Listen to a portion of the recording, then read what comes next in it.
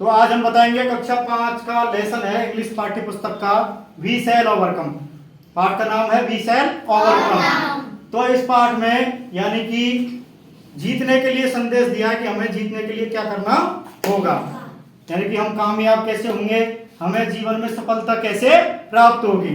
तो हम इसको पाठ की जो पंक्तियां हैं इनको आपको हिंदी अर्थ करके बताते हैं कि इस पाठ में क्या है। ठीक है, तो पहली पंक्ति है we shall overcome, we shall overcome, यानी कि हम जीतेंगे या हम जीतेंगे, या फिर हम कामयाब होंगे, हम कामयाब होंगे। यानी कि कभी ये विश्वास दिलाता है कि हम एक दिन जरूर जीतेंगे, एक दिन कामयाब होंगे। दूसरी लाइन है वी शैल ओवरकम समडे, यानी कि किसी दिन हम कामयाब होंगे या किसी दिन हम जीतेंगे। Oho deep in my heart I do believe, oho deep in my heart I do believe, यानी कि मेरे हृदय की गहराइयों में मैं विश्वास करता हूँ, मैं हृदय से ये कहता हूँ, मुझे पक्का विश्वास है कि एक दिन हम जरूर जीतेंगे।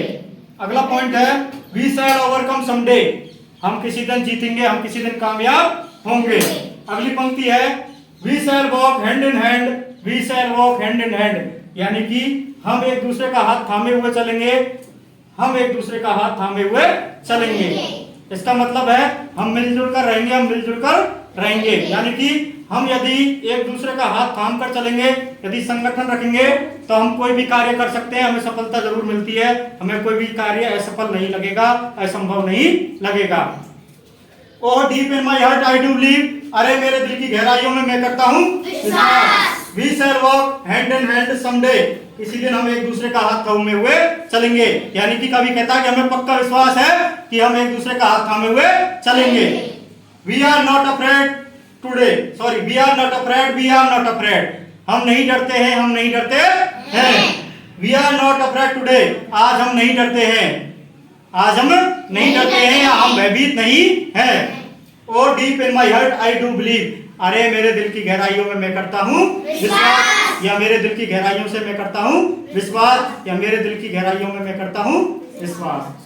We are not afraid today, आज हम नहीं डरते हैं, यानी कि इस पंक्ति में कवि ये कहना चाह रहा है कि यदि हम एकजुट रहकर हिल मिलकर काम करेंगे तो कोई भी कार्य हमें असफल नहीं लगेगा, हमें अवश्य ही सफलता प्राप्त होगी।